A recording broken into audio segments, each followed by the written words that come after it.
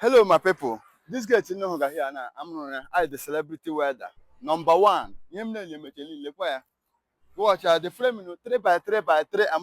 Steel pipe. Lepa the door. Here entrance door. Here now rolling gates. Lepa.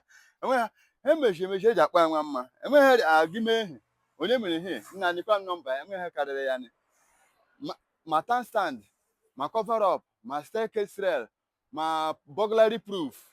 My I know me. I almost obey. I give you nothing but quality. Thank you.